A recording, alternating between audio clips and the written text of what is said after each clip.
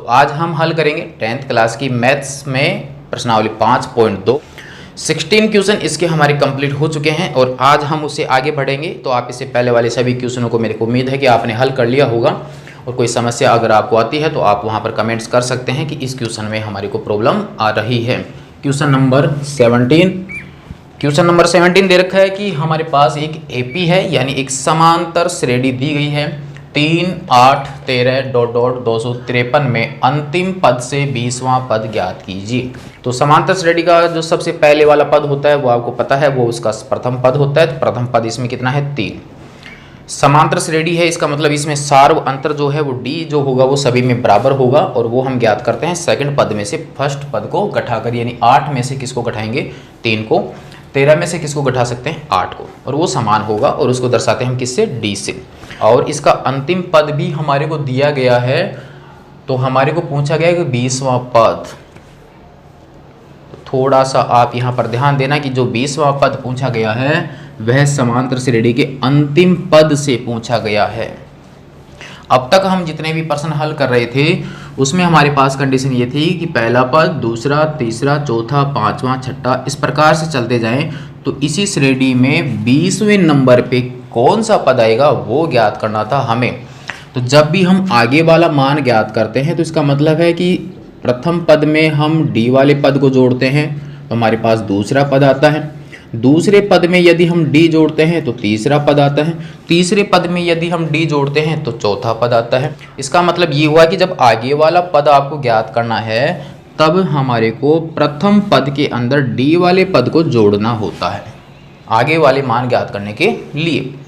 लेकिन अब यदि हमारे को पीछे वाला मान ज्ञात करना हो, जैसे मान लीजिए कि आपको A5 दे रखा है और A4 का मान ज्ञात करना है, तो क्या करोगे, यहाँ से आगे की ओर चलना है तब तो D जोड़ना है। अगर यही मान दे रखा हो और पीछे वाला मान ज्ञात करना हो तो हमारे को क्या करना है, घटाना है। जैसे 2, 4, 6, 8, 2 में हमने क्या जोड़ा 2 जो कि D है, फिर इसमें 2 जोड़ा आगे वाला पद, फिर इसमें 2 जोड़ा आगे वाला पद। तो यहाँ पर D हम जोड़ रहे हैं तब हमें आगे वाला पद प्राप्त होता जा रहा है। लेकिन हमने जोड़ना कहाँ से प्रारंभ किया, उसके प्रथम पद से।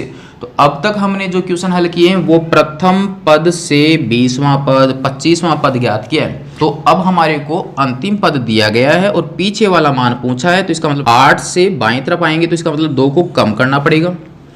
6 से पीछे की ओर आएंगे, इसका मतलब मान कम करना पड़ेगा। फिर पीछे आएंगे, कम करना पड़ेगा, और पीछे आएंगे तो इसका मतलब फिर हमें कम करना पड़ेगा। तो किसको कम कर रहे हैं हम, डी को। तो जब हम प्रथम से आगे वाले मान ज्ञात कर रहे थे तब हमने प्रथम पद में डी वाले पद को जोड़ा। तो अब जब हम यहाँ से बाईं तरफ वाले मान ज्ञात करेंगे, यानी अंतिम से बाईं तरफ वाले मान ज्ञात करेंगे, तो हमने कहाँ से घटाना प्रारंभ किया, अंतिम पद से। ध्यान रखना, अंतिम पद में हमने क्या घटाया, डी वाले पदों को। तो हमारा क्वेश्चन यही है कि हमें प्रथम से 20वां पद ज्ञात नहीं करना, बल्कि 253 से इस तरफ वाला 20वां पद ज्ञात करना है। जैसे 253 से पहले कितना है, वो आपके दूसरा पद, फिर तीसरा पद, चौथा पद, पांचवा, इस प्रकार से इधर से 20वें नंबर पे क्या होगा वो हमें ज्ञात करना है। तो इसका मतलब ये हुआ कि अंतिम वाले पद में से अब हमें डी वाले पद को घटाएंगे तो अंतिम से हम कौन सा पद ज्ञात कर सकते हैं, 20वां पद ज्ञात कर सकते हैं। इसका मतलब अब हमें इसमें प्रथम पद की आवश्यकता नहीं, हमें आवश्यकता कौन सी पद की है, अंतिम पद की। और इसका अंतिम पद कितना है 253, और जोड़ना और घटाना क्या है, डी का पद। इसका मतलब अब हमें अंतिम पद और डी की ही आवश्यकता है, प्रथम पद की आवश्यकता नहीं है। हल करते हैं इसको। तो यहां पर प्रथम पद वैसे आवश्यकता है नहीं, ए से दर्शा दिया, कितना है 3। फिर हमारे पास में है सार्व अंतर, किससे दर्शाते हैं, डी से। तो 8 में से 3 को घटाया, कितना बच गया 5। नेक्स्ट हमारे पास में है अंतिम पद, और अंतिम पद कितना दे रखा है इसका 253, और अंतिम पद को मैंने दर्शा दिया किससे, एल से या ए एन से भी दर्शा सकते हैं, और वो कितना है हमारे पास 253। कौन सा पद ज्ञात करना है आपको, 20वां पद, यानी एन बराबर कितना है 20। तब अंतिम पद से एनवां पद, अंतिम से nवां पद, जबकि इससे पहले हम ज्ञात करते थे प्रथम से nवां पद, और वह पद होता था हमारे पास a प्लस n माइनस 1 और d, क्योंकि प्रथम से आगे चल रहे तो जुड़ेगा। अब चूंकि अंतिम से बाईं तरफ आएंगे तो इसका मतलब l में से ये पद घटेगा। तो यह होगा इसका सूत्र अंतिम के लिए, और प्रारंभ से जब आए तो आपको सूत्र यह यूज करना है। तो हमारे पास आ जाएगा l माइनस n माइनस 1 और d। वैल्यू पुट कीजिए, आंसर कंप्लीट हो जाएगा। l का मान देखिए कितना है, 253, माइनस n का मान कितना 20 माइनस 1, और d का मान कितना है 5।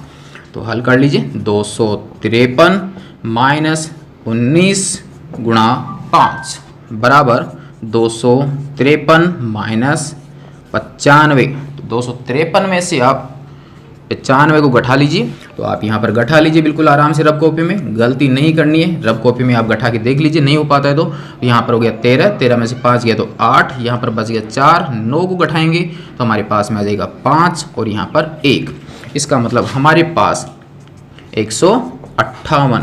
तो ये हो जाएगा इसका फाइनल आंसर कंप्लीट। यदि हम बाईं तरफ जाते हैं और तो 20वें नंबर पे जो पद हमारे को मिलेगा वो कितना होगा, 158 होगा।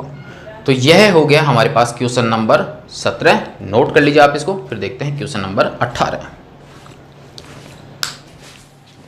क्वेश्चन नंबर 18 देखिए, बहुत ही अच्छा प्रश्न है। प्रश्न के अनुसार आप लैंग्वेज लिखते जाइए, समझिए इसको, बिल्कुल ही अच्छा और इम्पोर्टेंट क्वेश्चन है। देखते हैं, यहाँ पर हमारे पास दे रखा है कि किसी एपी के चौथे और 8वें पदों का योग 24 है। चौथे पद का मतलब A4, 8वें पद का मतलब A8। दोनों को जोड़ेंगे तो कितना है 24, तथा छठे और 10वें पदों का योग 44 है। A6 और A10, इन दोनों का टोटल कितना है 44। तो प्रथम 3 पद ज्ञात कीजिए। तो प्रथम 3 पद A plus D, A plus 2D, A1, A2, A3 हमें ज्ञात करना है। तो समांतर श्रेणी के जो भी पद बनाएंगे उसके लिए हमें A और D की आवश्यकता होती है, यानी प्रथम पद और उसका सार अंतर यदि हमें पता हो तो हम कोई सी भी समांतर श्रेणी का निर्माण कर सकते हैं। यही तो पढ़ा है हमने अब तक। यहाँ पर हमारे पास सबसे पहले तो हम मान लेते हैं कि माना कि समांतर श्रेणी का प्रथम पद A व सार अंतर D है, तब प्रश्नानुसार पहली कंडीशन थी A4 और A8 इनको जोड़ना है, यानी A4 प्लस A8, इन दोनों का टोटल कितना दे रखा है विद्यार्थियों 24। A4 को मैं ऐसे भी लिख सकता हूं कि A प्लस 3D। A4 का मतलब क्या हुआ, A प्लस 3D, ये इसका एक तरह से फर्स्ट कंडीशन दे रखी है। प्लस A8 को मैं लिख सकता हूं A प्लस 7D, क्योंकि जो नंबर है उससे एक अंक कम आता है D के गुणा में, और बराबर में कितना है 24। तो यहाँ पर A और D के 2 पद मिल गए, इनको आप जोड़ कर लीजिए। A प्लस A यानी 2A, 3D प्लस 7D यानी 10D, और यहाँ पर कितना है 24। देखिए यहाँ पर 2, 10, 24, तीनों ही संख्याओं में 2 का पूरा पूरा भाग लग रहा है, इसलिए यहाँ पर 2 में भाग देंगे तो हमारे पास आ गया A। यहाँ 10 में जाएगा 5 बार, और यहाँ पर कितना आ जाएगा 12। इसको दे दिया मैंने इक्वेशन नंबर फर्स्ट। यानी पहली कंडीशन के अनुसार A और D में एक समीकरण बन गई है। अगर सेकंड कंडीशन के अनुसार भी A और D में समीकरण बन जाती है तो ऐसी समीकरणों से तो हम A और D निकालना पहले बिल्कुल अच्छी तरह से सीख चुके हैं स्टार्ट वाले क्वेश्चन से। अब देखते हैं सेकंड कंडीशन प्रश्नानुसार। तो सेकंड कंडीशन है A6 प्लस A10 बराबर कितना 44। तो A6 का इसी तरीके से हल करें तो यहाँ पर हो जाएगा A प्लस 5D, और A10 का मतलब हो गया A प्लस 9D, और बराबर में कितना आ गया 44। A plus A 2A plus 5 plus 9, यहाँ पर हो गया हमारे पास 14D, और यहाँ पर है हमारे पास 44। यहाँ पर भी 2 का पूरा पूरा भाग जा रहा है तो यहाँ पर आ जाएगा A। 14 में यदि हम 2 का भाग देंगे तो 7D बचेगा, और यहाँ पर कितना आ जाएगा 22। Equation number second. Equation number first देखिए हमारे पास A प्लस 5D बराबर 12। सेकंड हमारे पास है A प्लस 7D बराबर 22। समीकरण 2 और समीकरण 1 को हल करना है और A और D का मान हमें ज्ञात करना है। तो आगे हल करते हैं कि समीकरण 2 में से समीकरण 1 को हम घटा देते हैं। वही तरीका जो कि हम यूज कर चुके हैं पहले ही। समीकरण 2 में से समीकरण 1 को घटाने पर या हल करने पर, आगे हल करते हैं यहाँ पर समीकरण 2 में से समीकरण 1 को घटाने पर, तो समीकरण 2 का लेफ्ट हैंड, समीकरण 1 का लेफ्ट हैंड, राइट हैंड लिख दिया। a plus 7d minus a, minus की वजह से चिन्ह यहाँ पर चेंज हो जाएगा, हमारे पास आ जाएगा माइनस 5d बराबर 10। a से a यहाँ पर कट जाएगा, 7d माइनस 5d बराबर 10। 7 में से 5 को घटाएंगे 2d बराबर 10, d बराबर 10 बटा 2 और d बराबर कितना 5, तो d बराबर 5, तो सारवंतर हो गया 5। तो आगे हमें पता है कि d का मान यदि हम समीकरण 1 या समीकरण 2 में पुट करते हैं तो हमें किसका मान मिल जाएगा, a का, और a और d का मान हमें मिल जाता है तो उसके बाद हम इसके कितने भी पद ज्ञात कर सकते हैं। तो आप यहाँ तक इसको नोट कर लीजिए, फिर देखते हैं इसके आगे का भाग, या इसका आप स्क्रीनशॉट ले लीजिए, फिर हल करते हैं इसे आगे। आगे का भाग हो गया कि d का मान समीकरण 1 में रखने पर, यहाँ पर मैंने इसको हल कर लिया है, आप यहाँ पर समझिए। पहली समीकरण है a प्लस 5d बराबर 12। इस समीकरण में d की जगह हमने कितना पुट किया, 5, क्योंकि d का मान कितना मिला है 5। तो a प्लस 5 गुणा 5 बराबर 12। 5 को 5 से गुणा करेंगे 25, बाकी संख्या ऐसे कैसे आएगी ध्यान रखना। तो a प्लस 25 बराबर 12। यहाँ पर 25 का कर देंगे हम पक्षांतरण, जिससे यहाँ पॉजिटिव है तो इधर जाके किसका हो जाएगा, ये माइनस का। तो a बराबर 12 माइनस 25। 12 में से 25 को घटाएंगे तो हमारे पास मान आ जाएगा माइनस का 13। माइनस का 13 जो है वो किसका मान मिला हमारे को, a का, और a क्या है, उस समांतर श्रेणी का प्रथम पद। तो अब हमें इसके कितने पद ज्ञात करने हैं, 3। तो अब हमारे पास इसके नीचे आपको हल करना है, यहाँ पर साइड में नहीं करना है। यहाँ पर हमारे पास प्रथम पद यानी जिसको हम किससे दर्शा सकते हैं, a1 से, और a1 क्या है हमारे पास, a है, और a का मान कितना आ गया माइनस 13। तो जो ap बनेगी उस ap का एक पद तो हमारे को मिल गया माइनस का 13। दूसरा पद a2 बराबर क्या होगा, जब दूसरा पद ज्ञात करेंगे तो पहले वाले पद में क्या जोड़ेंगे, d। तो a1 प्लस क्या हो गया d, a1 का मान कितना है माइनस 13, क्या जोड़ना है d यानी 5, तो माइनस 13 प्लस 5 बाकी होगा, 13 में से 5 घटाओ तो हमारे पास 8 आएगा, बड़ी संख्या का चिन्ह लगा दीजिए, माइनस का 8 हो जाएगा। तीसरा पद ज्ञात करना है, इसका मतलब दूसरे पद में जोड़ना है, यानी a2 प्लस d बराबर माइनस 8 प्लस 5 बराबर माइनस 3। तो AP क्या बन गई प्यारे विद्यार्थियों, AP बराबर हो गया पहला पद माइनस 13, दूसरा पद माइनस 8 और तीसरा पद माइनस 3। ये हो गया हमारे पास क्वेश्चन नंबर 18। यहाँ तक आप इसको नोट कर लीजिए। क्वेश्चन नंबर 19 जो है वह एक व्यवहारिक क्वेश्चन है, मतलब इसके द्वारा एक समांतर श्रेणी का निर्माण हमें करना है और समांतर श्रेणी के द्वारा इस व्यवहारिक क्वेश्चन को हल करना है। सुब्बा राव ने 1995 में 5,000 रुपये के मासिक वेतन पर कार्य आरंभ किया, यानी उसने जो काम स्टार्ट किया उसकी सैलरी कितनी थी, 5,000 रुपये, और प्रत्येक वर्ष 200 रुपये की वेतन वृद्धि प्राप्त की, यानी 5,000 रुपये उसको मिले 1995 में। तो जब वो 1996 में उसने प्राप्त किया वेतन, तो उसमें 200 रुपये एक्स्ट्रा प्राप्त किए, यानी 5,000 प्लस 200। फिर अगले साल जब उसका टोटल ज्ञात किया गया, फिर उसमें भी 200 की वृद्धि, उससे अगले साल भी 200 की वृद्धि, यानी प्रत्येक मान में, यानी प्रत्येक वर्ष के बाद 200 रुपये की वृद्धि हो रही है। तो 200 रुपये उसमें जुड़ते जा रहे हैं। तो एक तरह से हमारे पास एक समांतर श्रेणी बन सकती है, क्योंकि हमारे पास स्टार्ट वाला मान कितना है 5,000, और प्रत्येक बार 200 रुपये ऐड हो रहे हैं, इसका मतलब वो डी जुड़ता जा रहा है। तो डी क्या हो सकता है 200, प्रथम पद क्या हो सकता है 5,000। आगे देखते हैं क्या है कि वृद्धि प्राप्त की तो किस वर्ष में उसका वेतन 7,000 रुपये हो जाएगा, यानी अंतिम जो उसका वेतन होगा वो कितना होगा 7,000। इसका मतलब जो समांतर श्रेणी बन सकती है उसका अंतिम पद 7,000 होगा। तो इसमें पूछा है कि कितने वर्षों के बाद, मतलब कितने नंबर के बाद, तो वर्षों को हम यूज कर सकते हैं किससे, n के द्वारा। तब हमारे पास समांतर श्रेणी बनाकर इसको हल करते हैं।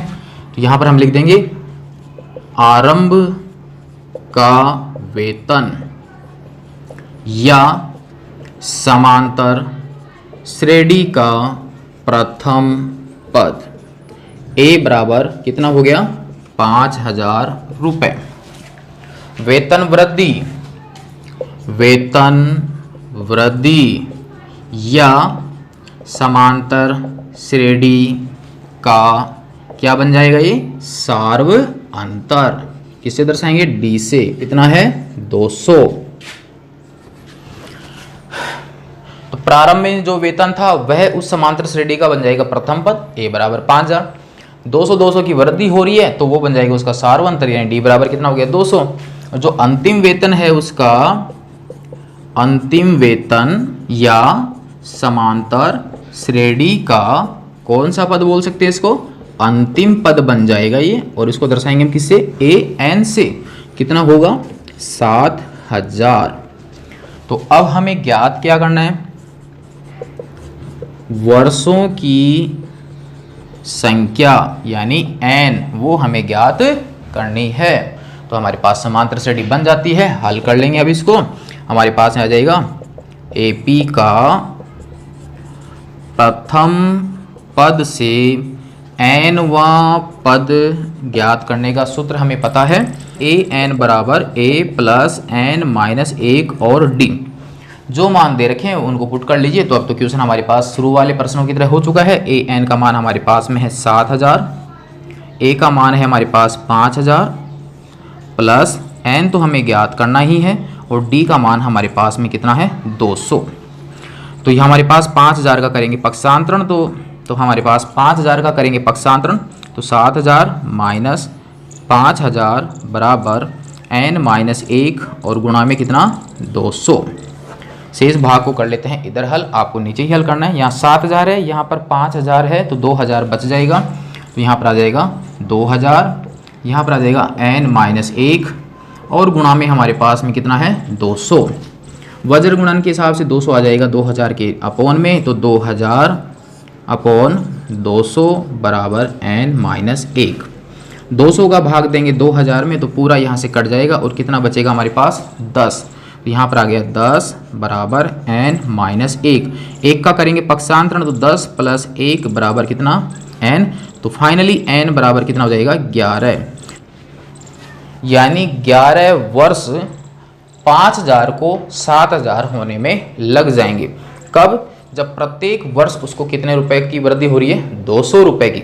नोट कर लीजिए क्वेश्चन नंबर 19। और सेम इसी तरीके का प्रश्न है क्वेश्चन नंबर 20। क्वेश्चन नंबर 20 जो है वह क्वेश्चन नंबर 19 की तरह ही सेम टू सेम है, बस उसका कथन और संख्याएं चेंज हैं, इसलिए मैंने पूरा क्वेश्चन यहाँ पर हल कर लिया। अब आप इसको थोड़ा समझिए। प्रश्न में दे रखा है कि रामकली ने किसी वर्ष के प्रथम सप्ताह में 50 रुपए की बचत की, यानी वह हर सप्ताह कुछ रुपए की बचत करती है। और तो सबसे पहले उसने कितने रुपए की बचत की है 50 रुपए की। आगे देखिए, और अपनी साप्ताहिक बचत 17.5 रुपये बढ़ाती गई, यानी एक सप्ताह के बाद उसने 17.5 रुपये और बचत के बढ़ाए। उससे अगले सप्ताह में भी फिर उसने 17.5 रुपये जो पहले आ चुके थे उसमें और बढ़ाए। तो इसका मतलब ये हुआ कि सबसे पहले वाला जो मान है वह तो है 50, और हर सप्ताह के बाद वह उसमें 17.5 रुपये और एक्स्ट्रा बढ़ाती जा रही है। तो यहाँ पर 17.5 सब में जुड़ता जा रहा है। इसका मतलब वो क्या हो जाएगा, जो समांतर श्रेणी का हम निर्माण करेंगे उसका हो जाएगा सार्वअंतर। इस प्रकार से वो बचत करती है, तब उसके साप्ताहिक बचत 207.5 रुपये हो जाते हैं। तो इस प्रकार से जब वो बचत करती रहती है तो उसके एनवें सप्ताह में, क्योंकि एक सप्ताह में कितना बचा रही है वो 17.5, तो इस प्रकार से एनवें नंबर का कोई सप्ताह होगा, उस सप्ताह में उसकी अंतिम बचत कितनी हो जाती है 207.5। तब आपको ये बताना है कि कौन से सप्ताह में उसकी बचत 207.5 है। सेम इससे पहले वाले प्रश्न की तरह ही हो गया। प्रथम सप्ताह की बचत या उसे एपी का हम कौन सा पद कहेंगे, प्रथम पद, वो कितना है 50।